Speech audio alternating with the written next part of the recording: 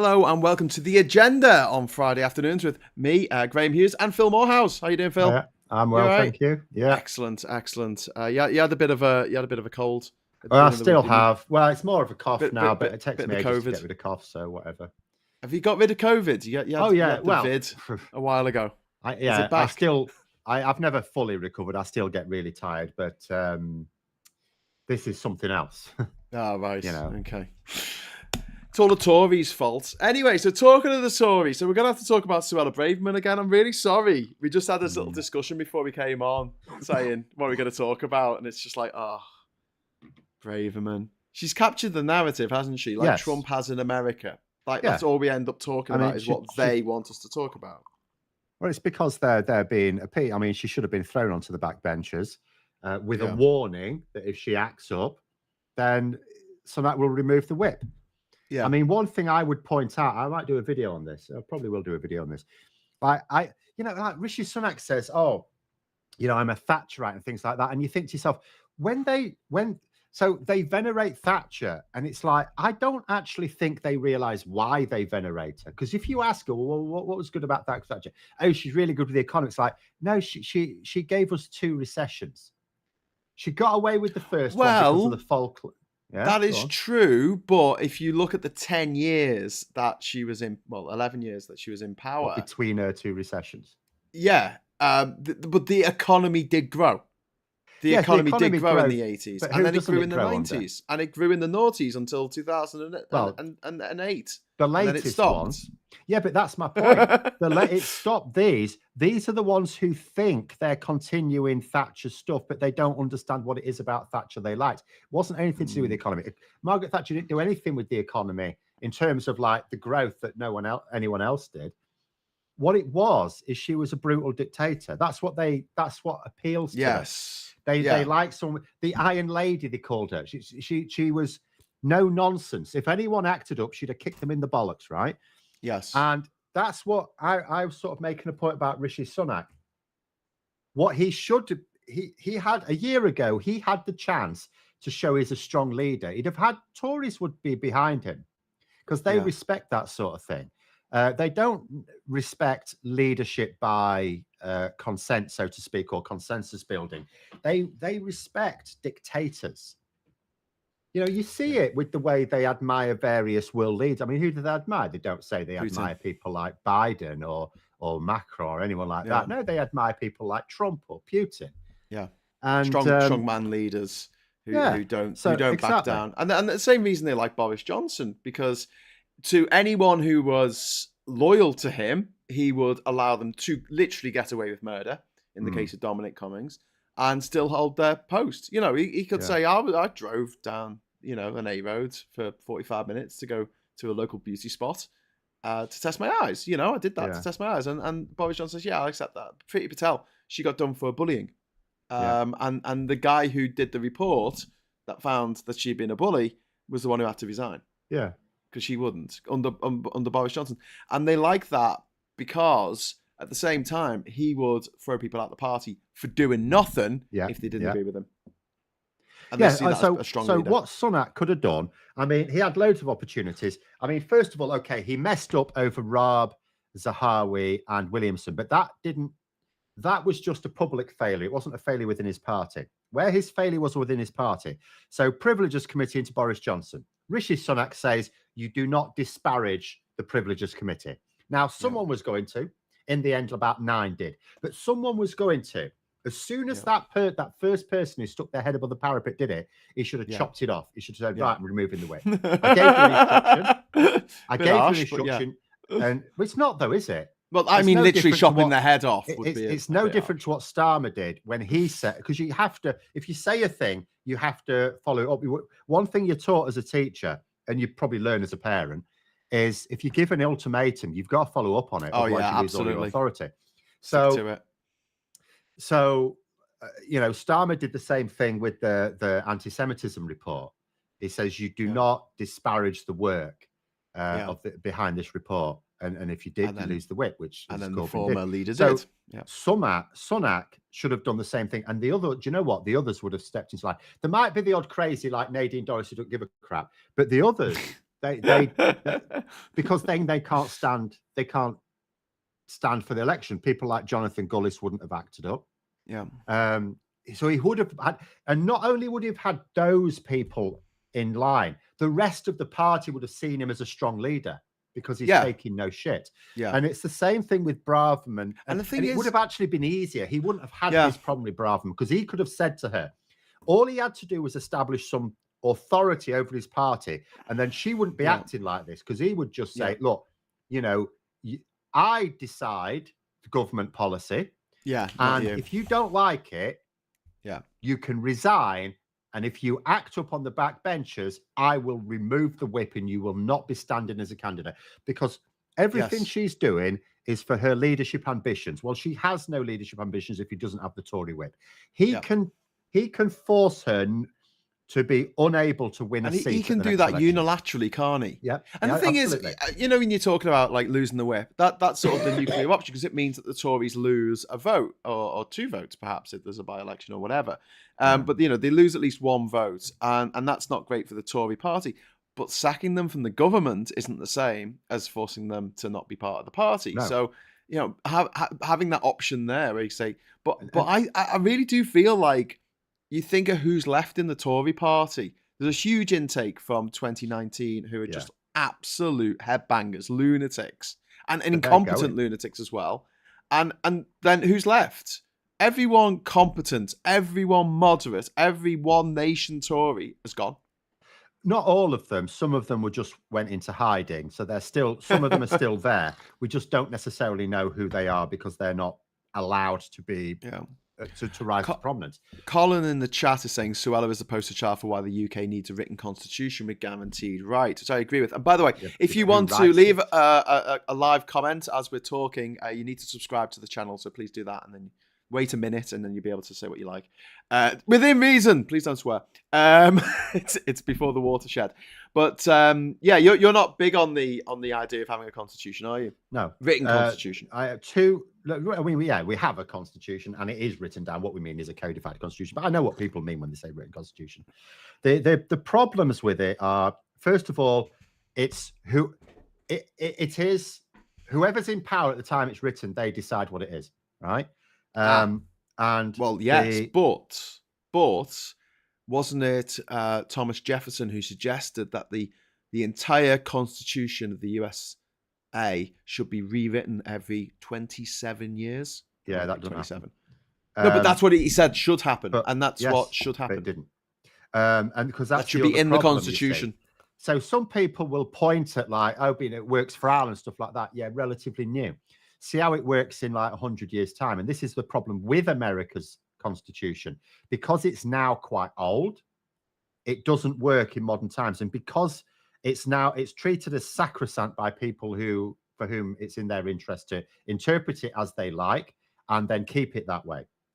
So even though you've got loads of amendments, you can't touch the constitution. There's loads of amendments. Oh, no. So that it actually ties your hands. We've actually benefited from a flexible constitution, even in the last few years. It allowed us to get rid of Boris Johnson.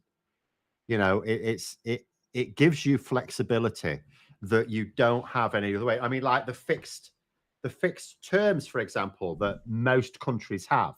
When the election is well in advance. Now, the pros and cons. The fact that it's flexible means a government can effectively have the timing of their choice. Yes, but at the same time, it also means if the government becomes unstable, you don't have to keep limping on. I mean, we sort of are. But don't you feel like Boris Johnson just absolutely took the piss when it came to the fact that we didn't have a written constitution, and so he rode roughshod over all of the conventions, all of the norms, all of the things that it's supposed to be a gentleman's club where people behave like gentlemen. No. I don't think Boris Johnson did anything worse than Donald Trump, and his country has that codified constitution. Because at the end of the day, it doesn't matter whether it's codified or not. What you're talking about are checks and balances, and America has that codified constitution, but it doesn't actually have those real checks and balances. They were all shown to be, you can bypass them. There were all sorts of things that people thought was the case in terms of checks and balances in America, which then didn't exist. So, for example, they thought that the president was supposed to declare like their tax returns and stuff like that, and he just said, "Well, I'm not going to do it." He said he would do it and then didn't, and it turned out, he doesn't actually have to.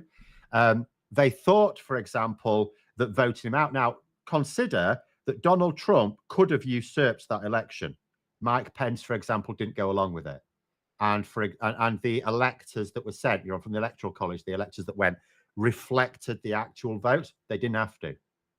So if there were just some more bad operators in that American system, Trump actually could have usurped that election still. Okay, the checks and balances are phantoms. They don't actually. And here's something as well. If you had to redo it every 27 years, for instance, depending on who's in charge, when that date rolls round, you will have a very right-wing or a very left-wing constitution. So that makes it a bit more... I don't think you ever get a very left-wing one in America, but you can but get very different. If you had, thank you very much to Felix for the super chat. Thanks for your hard work on the channels.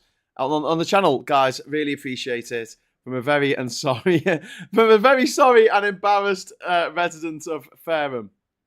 Is that that's Braverman's? Braverman's, yeah. Is that it's going to be Fareham and Waterloo? It's not your fault, mate. Felix, you're a legend, and you know what? If she does lose the whip, then they'll be putting in an unknown into Fareham, and I know it's a very safe seat, but it's only a 26,000 majority. I mean, she was fighting with someone who was sort of a local, and I can't remember her name now. Someone said it, I would remember. And I don't know if she's found herself another seat yet. So she made it. She's more of a sort of local Tory, sort of a constituency Tory, who may actually be better for them. I want to tell a joke because I remember it from, do you remember Spitting Image? Yes. Do you remember the Thatcher? The original one. Yeah, the original, the funny one, where she was sitting around with the cabinet and they were getting dinner. Yeah. And she presented it like, what do you want your steak like? And she's like, oh, I want it bloody, raw. And then they said, okay, and what about the vegetables? And she looks up and she looks at all of her cabinet. And she says, yeah, they'll have the steak as well. Yeah, she was the same as me. Yeah. But yeah, I mean, you can see why people do kind of find themselves attracted to psychopaths because they like the idea of certainty.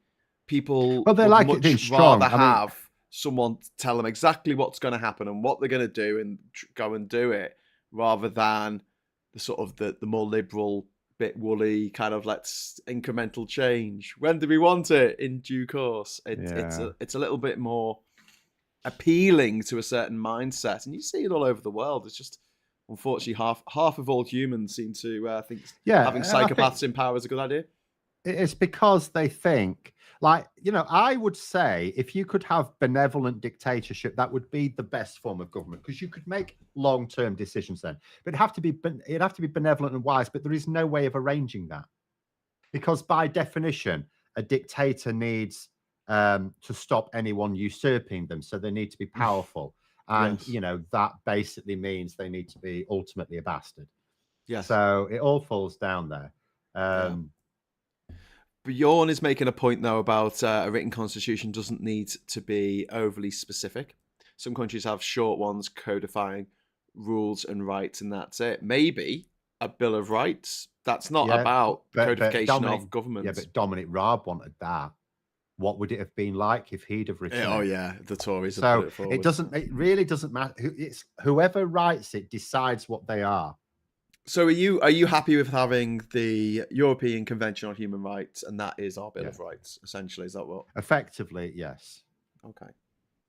I am much happier. This is one of the reasons why I'm so pro EU. I'm much happier with a European consensus on basic rights, because it's not going to be decided by narrow interests. It can't be decided by narrow interests. So I'm much happier with international agreements deciding our basic rights than domestically. We have less of the back and forth. But I mean, could you see a reform of Parliament that sees the getting rid of the House of Lords, PR coming in, a a new parliament building that's circular, I should say, rather than spherical. That'd be quite fun. Circular rather than having those two lines like an army meeting in the middle of a field. We want to modernise it. I don't Could know. you see that happening without a written constitution? Yes, I can. Because the problem we have at the moment is there are too many traditionalists in, and when I say that, I basically mean, the privately educated people stuck in the early 19th century, which is when the Conservative Party effectively sort of formed in its modern form. And as soon as you start to get more representative forms of elections, you'll get more representative politicians. I'm not saying it's all going to be wonderful and all the rest of it, but you'll get more of those people. You'll get fewer of the sort of like old-fashioned establishment ones, and at some point they'll just realize, actually, this is a nonsense. We should have a modern assembly where we have voting machines. You don't just keep trooping down the steps to go out and walk through a pissing door to vote. Modern voting machines. And with PR, on Sundays. Why aren't our elections on Sundays? I don't understand this.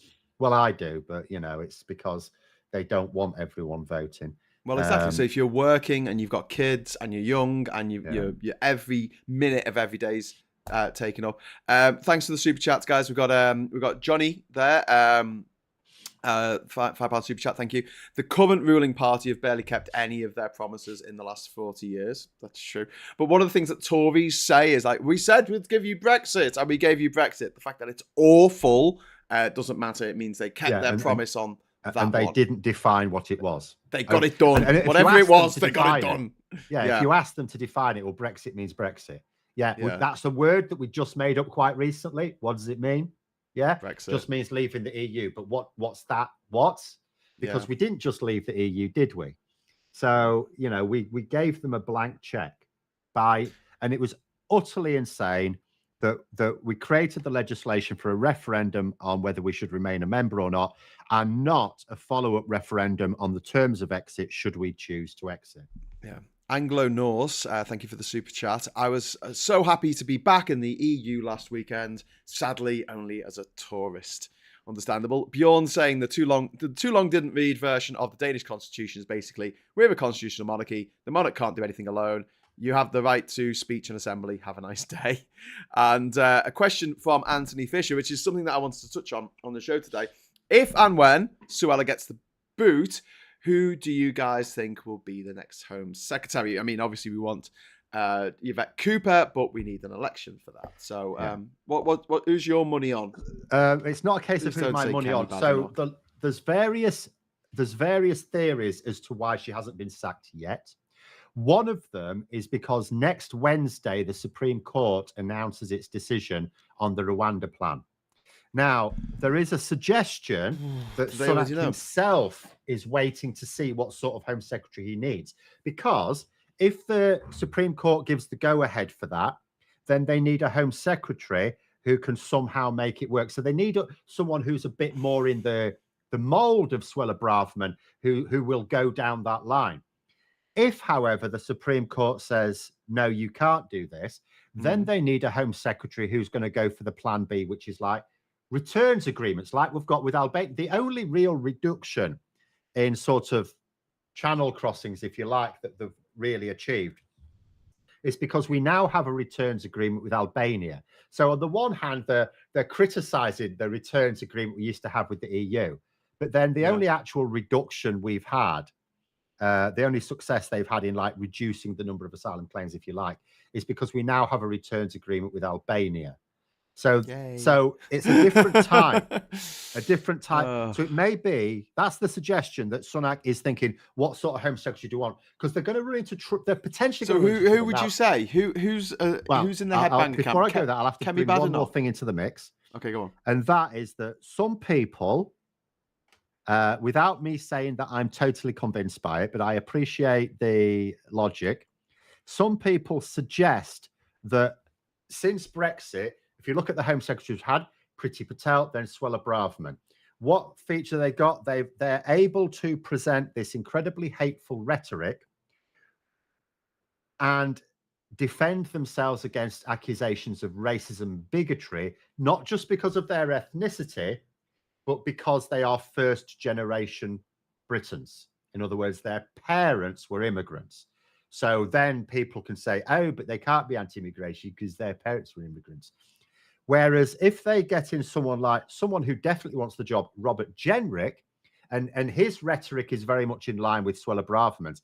So it might be that Rishi Sunak goes for John Jenrick if the Supreme Court gives their go-ahead on the Rwanda plan.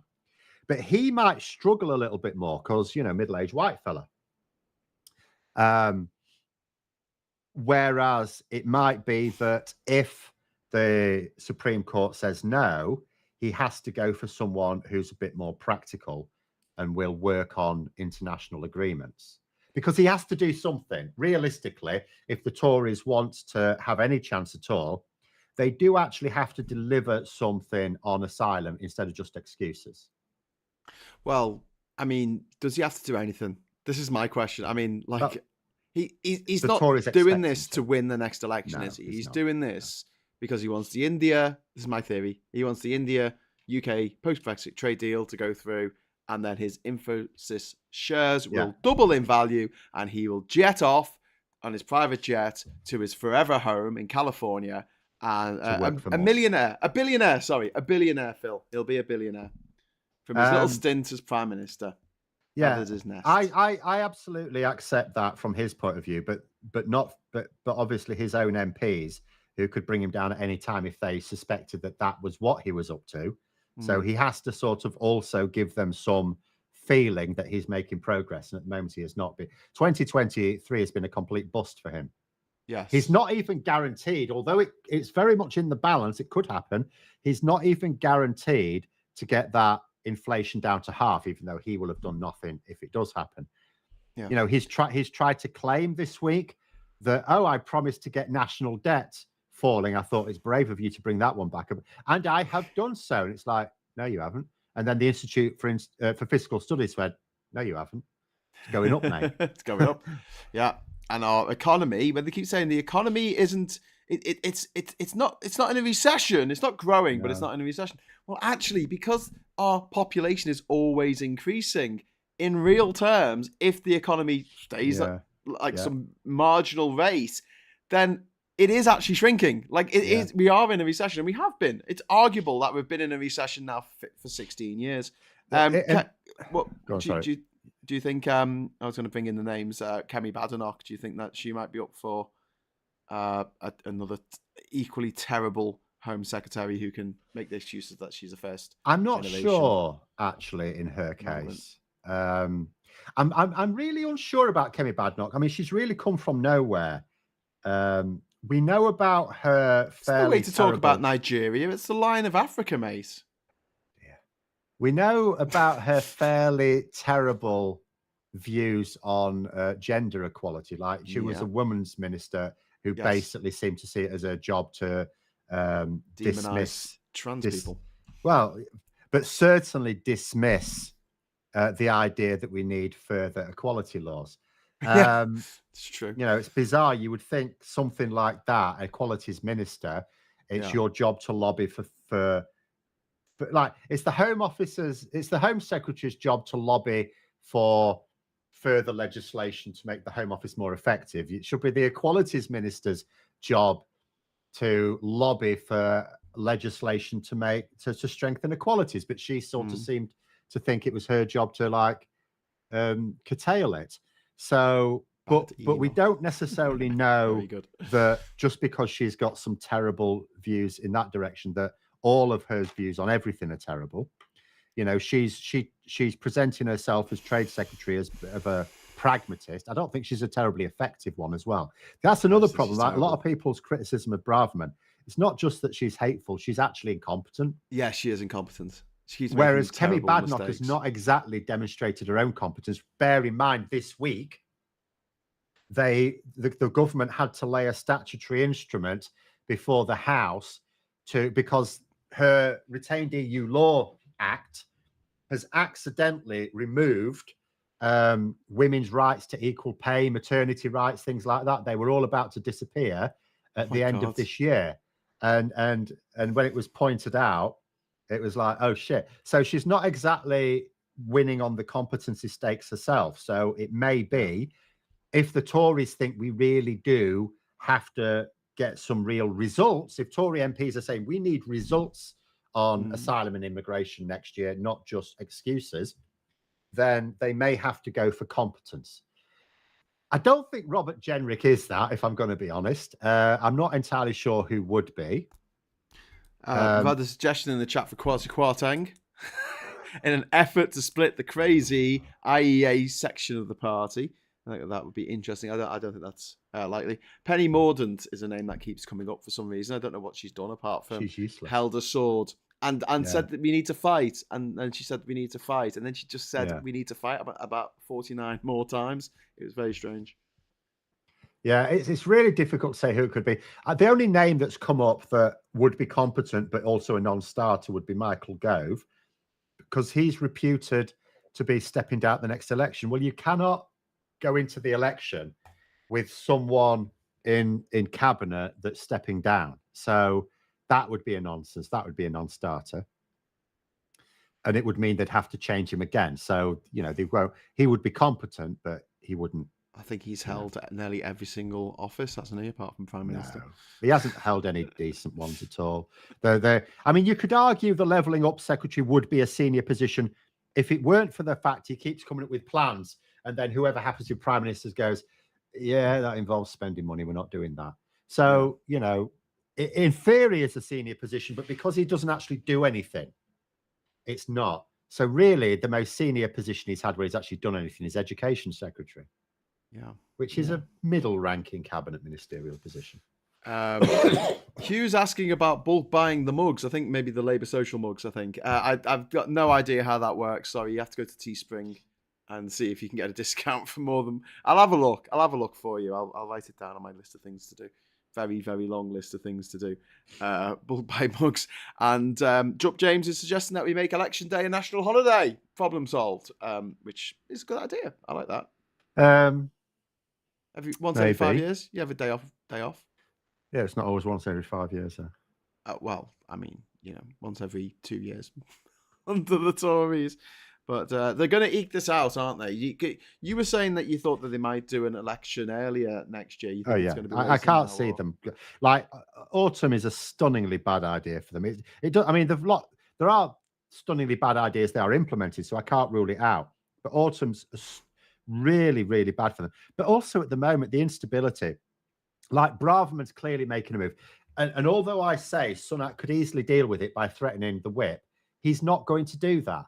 He's too weak to do that. So Braverman's made her move. It's clear now she's a law unto herself. If he tries to keep her, she's just going to keep behaving like this until he sacks her. When he sacks her, that's what she wants. She's just going to be carping from the back benches. I don't even know what her plans are there. Boris Johnson's now come out accusing Rishi Sunak of being part of some grand conspiracy. So, the knives are out now. They've decided that Sunak's had enough time that they can now openly attack him without seeming disloyal, which is the only sort of block there, because he hasn't achieved anything. Yeah. The polls are absolutely, they keep going up and down, but they're just. I mean, they're always 20 points. They're always 20 points behind. Given them a 24-point lead. I mean, I think the average is about 21 points at the moment. Yeah. But it's been about 20 all year. And there's a lot of people saying they will never vote Tory again after what the Tories did. I mean, a lot of people forget. A lot of people who joined us on the anti-Brexit marches back in 2017, 2018 were Tories. Yeah. There were people there who had been Tory all their life, and they were like, this is disgraceful. There was a lot of people who were very, very unhappy.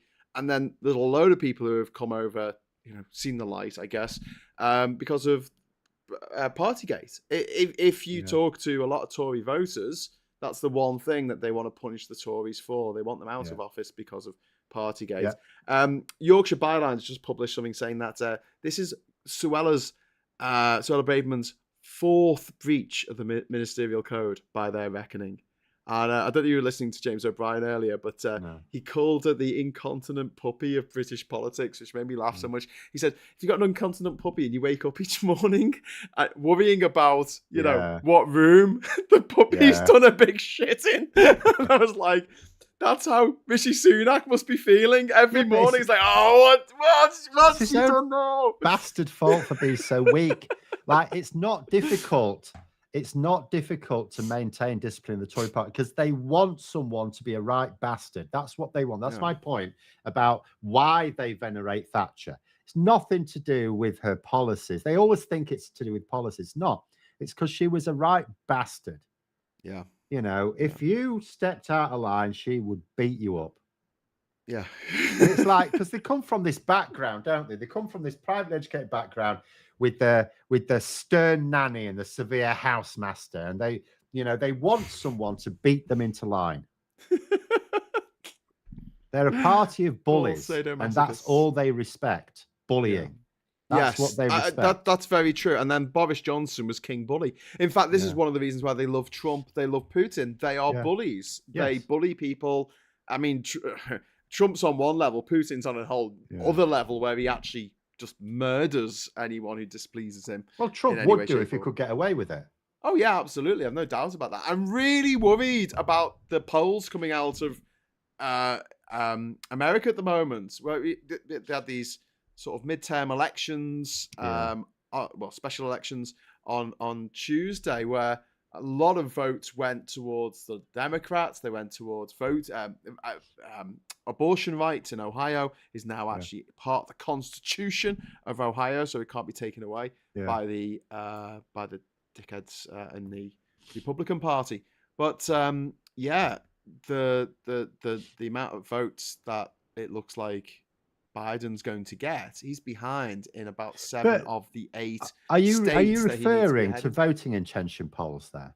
Yes, but there's a problem, isn't there, with the phone? But aren't we? Because as you've just noted, when it comes to an actual election, it went the other way. So, is there an issue about accuracy? No. I mean, I don't know if the polls were out for those elections, but they might be out for the 2024 presidential elections, but they were out for the 2016 elections. Not by much. I mean, the whole of of America is pretty much 50-50 Republican and Democrat. I mean, it's usually so close, except for the fact that the Democrats nearly always win the popular vote. Yes, yeah. Because they have the electoral college, which isn't fair. But Michael says they are really mostly perverts. So true. Talking about the Tories there, but I'm genuinely worried about the unpopularity of Biden, and I'll say this with when we talk about Starmer, and people say, oh, he's not dynamic enough. He's not fun. He doesn't have that bonhomie of Boris Johnson or whatever. And I'm just thinking, I don't care. He's 20 points ahead in the polls. Anything that they throw at the Labour Party, anything they throw at Starmer, especially the people still in love with the ex-leader, I just say, look, he's 20 points ahead in the polls. I can't come back to me when he's behind. I can say the thing is as well. I mean, where it turned around for Starmer was that Batley and Spend by-election. That had the potential to be a serious banana skin. Since then, he's never looked back. There were lots of things that all happened at that time, and he's never looked back. I'm actually going to look at the poll of polls just for the hell of it, rather than the YouGov one all the time. For America? But no, for us. And I'm just going to now try and see. So at the moment, the poll of polls has Labour 19 points ahead. Now, it's not a good thing, the poll of polls, because it treats all of the major pollsters as equally valid, which of course is a nonsense. But just to highlight something, so 19. So if we're talking about Labour's supposedly Labour's tearing itself out over the situation in the Middle East, right? But in the poll of polls, since all that kicked off, and Labour, since Starmer kicked on from Batley and Spen, and it's all been plain sailing since, Labour have gained 2 points in the poll when they're supposedly going through the rockiest period in a year and a half, 2 years maybe. Yeah. And it's like in October when that attack on Israel happened, on the poll of polls, Labour was 17 points ahead. They're now 19 points ahead. Yeah. On YouGov, when that happened, so we'll say October the 5th here, that was 45. So Labour were 21 points ahead, and now YouGov have gotten 24 points ahead. So Labour have actually extended their lead during a month where apparently Labour are tearing themselves to pieces. Well, the public don't see it like that. Yeah. It's just been amplified in the media because everyone who has a major voice in the media has an interest in making out that Labour are tearing themselves to pieces. But the reality is, no, they're not. And the public don't see that. Johnny Copperhead, thank you for the £5 super chat. USA election is over a year away. Polls mean nothing. I know, but look, I am genuinely concerned. Someone mentioned Project 2025 in the chat. Simon, thank you very much, Simon, for mentioning this. So this is a thing done by the Heritage Foundation, which is a mysteriously funded think tank in America. And what they intend to do is, if Trump wins the next election, he's going to take executive power over various departments which have historically been independent of the executive, the most notable one being the Department of Justice. Yeah. So he would be in charge of the DOJ, which means that he can get rid of all the court cases against him, the federal ones anyway, but also he can make sure that the people that displease him go to jail, just like Vladimir Putin does. Exactly. Like any country that this is my worry when people are conceited and to think that their country is like some bastion of democracy. And you look at, Germany was democratic and Italy was democratic and Spain was democratic. And look what happened. But it couldn't happen here because our system's so great. It's like, no, it's not. Yeah. And if you're too confident in it, it's especially not. You're particularly vulnerable when you're too cocksure. Dozens of then subsequent dictatorships started as American-style presidential democracies. I mean, you could argue even Russia was American-style presidential democracy after the fall of the Berlin Wall, because after the fall of the Soviet Empire Union. So, because they had a constitution, they had a president who had a lot of power, more power than they should have had for one person, and then the president says, I want more than 2 terms. So he changes the constitution, comes back for another 2 terms, and then at the end of those 2 terms, he says, right, I'm going to change the constitution so I can be leader for life. And Trump is very much of that mold. He will, if he becomes president, 2 predictions for you. 1, he will be president for the rest of his life, no matter how long or short that might be. Just feed him lots and lots of burgers. Yeah. He can go the way of Elvis. And the second thing is there is going to be a civil war in America. And I hate to sound like, hyperbolic about this, but they do give them guns. Half the population have got guns. They've got more guns in America than there are people. And so Trump's people have got lots of guns. I can't see the army going on the side of Trump. I think they'll the army generals and things, if he tries to take over, because he's supposed to be the kind of commander-in-chief, but I can see that being the big schism. He will tell the army to go and shoot a bunch of civilians who are protesting against having no food or something, and the army will say no, and they will mount some kind of rebellion against Trump, and that will lead to a full-scale civil war in America. And if that happens, then all bets are off for the rest of the planet, because we can't be dealing with this shit right now. We need to be dealing with climate change. Yeah. Yeah, China will just come in and take over. China and Russia are absolutely pissing themselves. Start practicing your Mandarin, Americans who are thinking of voting for Trump. Johnny Copperhead, under a year away now. Sorry, £2 super chat there. Thank you very much, Johnny, for the apologetic £2. It's much appreciated. But yes, it is just it's a very, very concerning situation, and I don't think I've been this concerned about the world as the future of humanity since I was a little kid and nuclear war was still actually a thing that could conceivably happen. And they made me watch things like, well, they didn't make me, but I watched things like Thrones, not the Twitter ripoff, but the TV show. When the Wind Blows. Not cool. But yeah, I am particularly worried about what America's going to turn into under a second term under Trump. Because I think, like you say, I still think that we should have a written constitution here. But like you say, a written constitution isn't enough to save America from someone like Trump. No. I just think makes it worse. The codified constitution is also an inflexible constitution. There's too many things that are just not a panacea. You just ultimately what you really need, if you're going to talk about getting something in place, you need a media that has to inform the public, and you need a critically thinking population. That's actually what you need. I would like a well-educated population that's happy, that has money.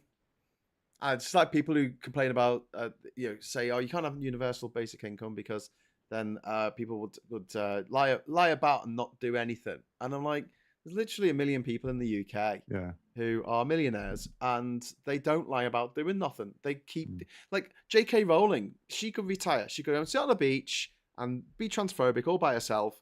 And that'd be great. And she doesn't have to talk to anyone. That'd be wonderful. But she keeps writing books. I mean, she's the best-selling author in the world. And yet she keeps on writing books. And it's like, she doesn't have to do that. She's rich enough. So the idea that you have just enough to live on, not enough for a car or a holiday, but just literally enough to keep you, fed and watered and warm in the winter.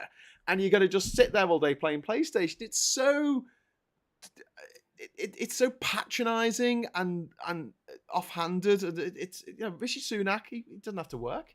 He was born rich. He went to Winchester. Well, he didn't need to be prime minister, but he wanted to be because he wanted to do something with his life. As do I think. Well, make himself rich. I think in his case, 99.99999% of people want to do something with their lives. And the thing is, as well, we can't have full employment anyway. And technology increasingly removes jobs. I would say, look, if there are people who actually just want to sit at home and have a fairly basic life, well, I'd rather they sat at home on UBI than took a job that they don't want to do anyway and won't be productive, while someone who would like that job is forced to try and find a job that then doesn't exist. Yeah, exactly. It's just, I mean, we're not going to go down the whole UBI thing at the moment because I don't think it's something that's going to be on the legislative agenda for a while, but it would be a whole new world. It really would. Johnny Copperhead, £5 super chat. Thank you very much. Has the Secret Service ever thought of throwing themselves in front of Trump's diet? Could you imagine him trying to eat a burger and his Secret Service person grabs him by the wrist? No, sir. I would keep feeding him burgers. Just keep. He likes his burgers. Big old bottle of ketchup. And just feed him burgers. Doesn't he have like ketchup on his steak? He gets these really expensive. Well, that was the thing, wasn't it? When he became president, and he had like this big meal with Nigel Farage and stuff, posh thing. I could have some ketchup, please, which is fine. If you want ketchup on your steak, you go for it. But yeah, just keep feeding him. There's a certain tackiness, isn't there, that goes with that kind of inherited new wealth. Is that the best way of putting it? Like, there's no etiquette behind it. Well, to be honest, I don't go in for any of that. I think if someone wants ketchup on their steak, they should do it. I had a friend of mine, unfortunately, David Cameron killed him. But a friend of mine one time he works at the Royal Bank of Scotland, and he went to this really high-level meeting one time, like proper high-power executives with their expensive Rolex watches and stuff. And he was very proud of this like limited edition Lego watch he had. And he made a point of keep rolling his sleeve up and showing it off at this meeting. All these people with their Armani suits and Rolex watches. And he was going, yeah, but you haven't got one of these, have you? I like that sort of behavior. No, I like that. But I mean, at the same time, you look at Donald Trump, he thinks that it's a good money well spent to buy himself a gold toilet.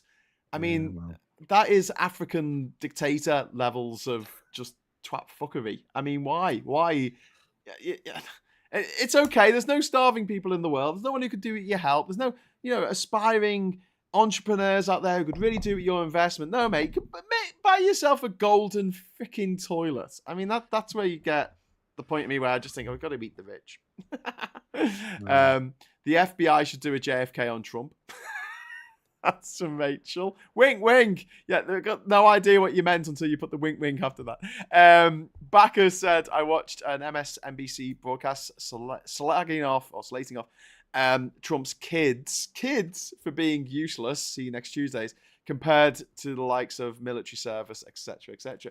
And that was a funny thing. So Donald Trump's adult children were in court this week, weren't they? Yes. Ivanka, blaming each Donald other, Jr.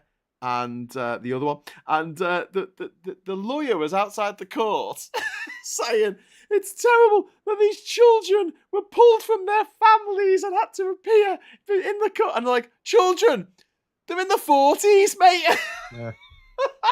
Yeah. Children.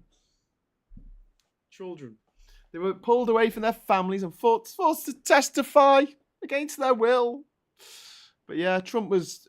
He took the stand this week. He in his which one is it? Is it the New York tax evasion? Yes, I think so. Yeah. Property assessment case where he's pretended that his property's worth way more than they are. And Trump sat there and he goes, "Did you artificially inflate the value of your properties?" And he said, "No, actually, I made them too low. Yeah, they should have been still higher. Fraud.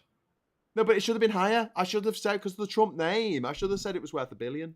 And everyone's just looking at going. But either way, murder one person and murdered 73. It's still fraud, though. That's the point. It doesn't matter whether you over or undervalue something. It's still fraud because the whole concept was he wasn't presenting an accurate assessment of the value of these assets. Yeah. Hope that gold toilet is grounded, or he could be in for a big shock. So, wink, wink. it is basically like being charged with murder and saying, "Did you stab this guy in the heart?" No, I stabbed him in the head. Can I go now, please? What kind of person? What kind of murderer do you take me for? Trump had a McDonald's party in the White House. Burger King boardroom went WTF. If Trump was to die suddenly, there'll be millions of American nutters who would swear he'd been assassinated and Biden did it, probably personally. I would much rather that, to be honest with you. That Trump is an absolute menace to the future of humanity.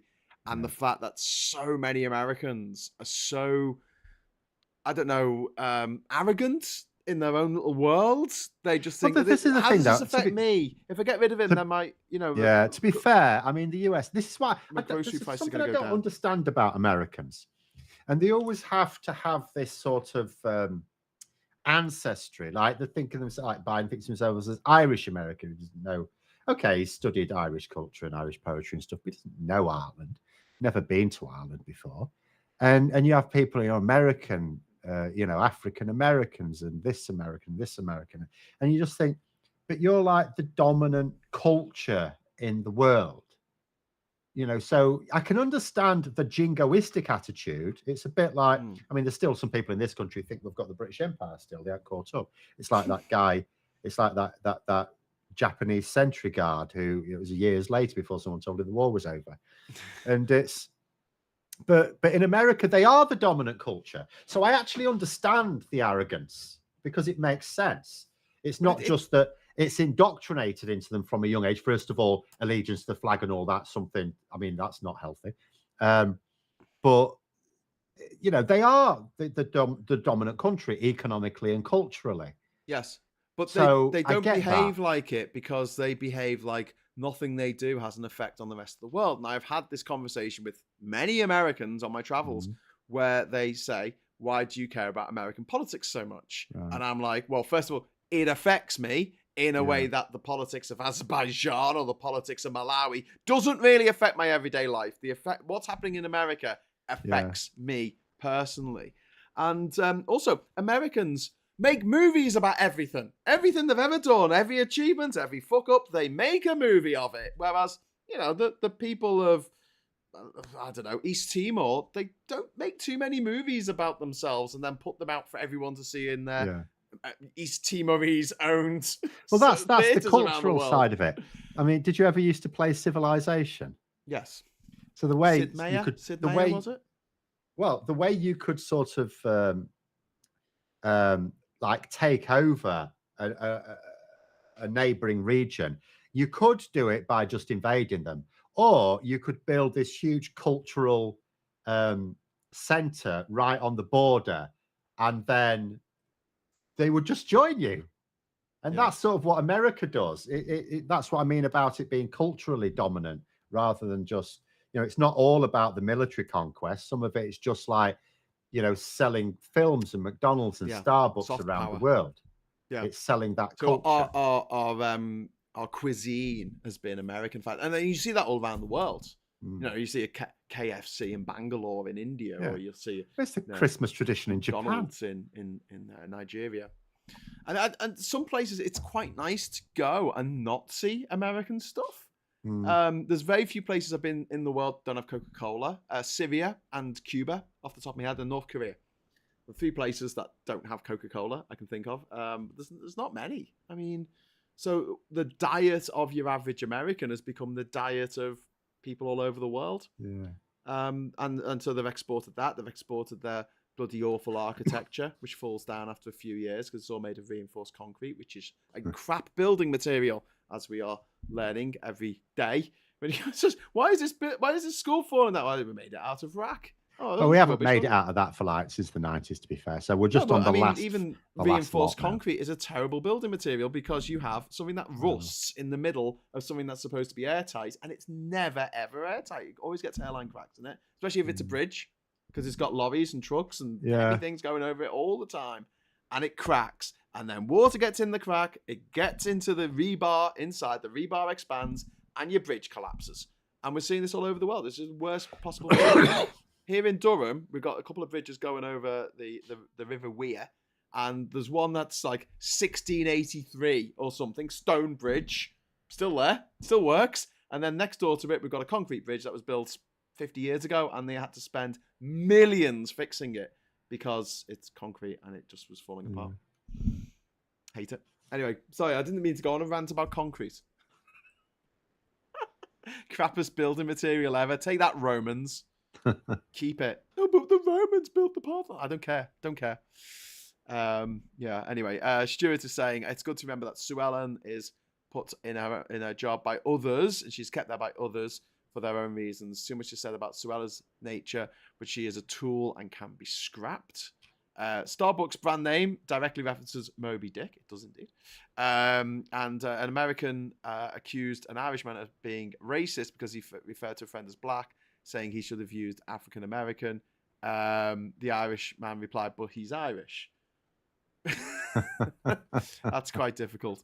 Derek, thank you very much for the super chat. If Trump gets in, no constitution will be honoured. I think Derek's on your side of that debate about having a written constitution.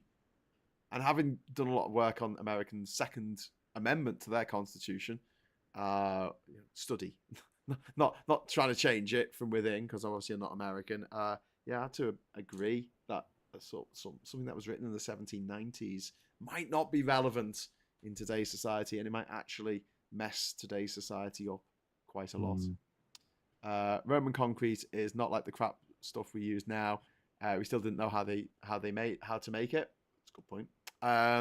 Reinforced concrete is fine. So I shouldn't have started talking about concrete. It's all gone. What's his name? Michael. What's his name? That guy on the radio, Graham, who said that you could grow concrete. Oh, is it Mike? Mike Graham, was it? Mike Graham. Yeah, he said you could grow concrete. Grow concrete. Apparently, reinforced concrete is fine as long as it's kept dry, or you use epoxy coated, galvanized, or stainless steel rebar, not the cheapest materials possible. Yeah. and flat roofs don't leak. The rest of the world. Sorry, we live in the real world, and people use the cheapest materials because it's cheap. They just want a big, massive tower made of solidified mashed potato, so they can have the biggest tower because it's all a big. I want hobbit holes. Yeah, when we used to near Doncaster have this thing. It was a Millennium Project called the Earth Project. It was absolutely superb. We used to take students there. It was brilliant. Unfortunately, it closed down due to lack of funds because not everyone thought it was as brilliant as I did. But one of the things they had was this building that was like, it was covered in like earth and grass and stuff like that. It was much like a hobbit hole, just for insulation purposes. It was superb. We should do that for houses. Yeah. I know you can't do that with a big block of flats, but Yeah, and a hole in the ground lived a hobbit. I've been to Hobbiton in New Zealand. In New Zealand, have you? Yeah, it's lovely. Their It's really doors nice. are impractical. I'll give you that. But never mind. So in Lord of the Rings, the the tree that they used above Bilbo Baggins's house at Bag End, it was a tree that they brought from halfway across New Zealand, and they stapled leaves to it, thousands and thousands of leaves, because obviously the tree was dead. Yeah. So they put all these leaves on it, and then for the scene, I think near the end, because it had changed season while Frodo was writing the Someone's Book of job to go Rosemarch. with a staple clipper, was it? They had to, and then they had to take all the leaves off, all the green leaves off, and replace them Why with did they do brown it in leaves because it was a reverse? different season. Why didn't they do it in reverse? I mean, it was a dead tree. They had to bring the tree in so it looked right, Yeah, and then someone's job was to staple the leaves to the tree above Bag End. There you go. That's how much care and attention they put into Lord of the Rings, and that's never going to happen again because it's all going to be CGI and AI, and it's never going to feel quite right. It's always going to be a bit uncanny valley. If the Tories built bridges, they'll be built with rack. There you go. The Tories are like Saruman. I disagree with that because I think Saruman was intelligent. I mean, he was driven crazy. Well, he built things. It just, yeah. I mean, that was it. It's just his ideas were a bit funny, but he built things. Yeah, and he wasn't a complete idiot. The problem I have with the Tories is they're evil, but also stupid and incompetent. Yeah. So like, it's the worst of all possible worlds. Yeah. Hobbit holes with the male population moving close to 6 feet 8 average height. Not sure that's going to work out well. We'll make them a little bit bigger. Yes, of course. I mean, Gandalf fit in it, but he was quite tall. Got to say though, round doors from an engineering point of view, not great because you can only have one hinge. It's the outer bit that I approved of, not necessarily every single design feature. A door in the middle for a handle in the middle for a start. I mean, that's just ridiculous. Yes. And a round door is obviously a round door is really stupid because you can only have one hinge on it, and so break off the hinge all the time. Who the hell is Saruman? Is this more nerd stuff? Says Countdown into Power. Yes, it is. If you have a problem with that, there are many other channels available. So, hang on, I just lost you out my ear. So you're back, I think. Anyway, so it is now 2:00. So, is there anything else that we were gonna just talk about that's been out this week that you wanted to mention? I don't know, really. I mean, it's probably, and I've forgotten what they all are because everything's at the moment Suella Braverman and when she'll be sacked and why. Boris Johnson, I mean, he's been piping up this week. Rishi Sunak is going to have, he's had his year this year and he's failed completely to do anything. And so next year, the knives are out, is the way I see it. And I don't know when the election is going to be. I just find it difficult to believe that it can be next autumn. Not impossible, but I just find it difficult because I don't think he can last till next autumn. But what event is going to make him? Because he doesn't have to call a general election until he absolutely wants to. What event is going to force him to? Like his honor? He hasn't got any. He doesn't care. No, he doesn't have to. But if his party becomes unstable enough, if enough MPs realize that because it's not about losing the election as a binary thing, are we in government or are we not? It's like individual MPs, am I going to keep my seat? And if they think that it doesn't do them, if they get to a point where they think it doesn't do them any extra harm to trigger that election, remember, there are actually enough Tories in safe seats. If Braverman can get them, or the ones who are really basically dead men walking at the moment, if she can persuade them, that's the trick that Sunak is facing. That if she can persuade, we think there's about 20 to 25 letters gone in already. If she can persuade another 30 to put letters in, then he faces that leadership, that confidence vote. He'll win it, but it fatally weakens him then, and it's very difficult then to carry it limping on. But if he takes the whip away from Suella Braverman, she can't encourage people to put those letters in. Well, she can't, because she can still get her supporters to do it. Yeah. But if Sunak makes it clear that you can do that, and I'll just call the election now. But she's not going to be.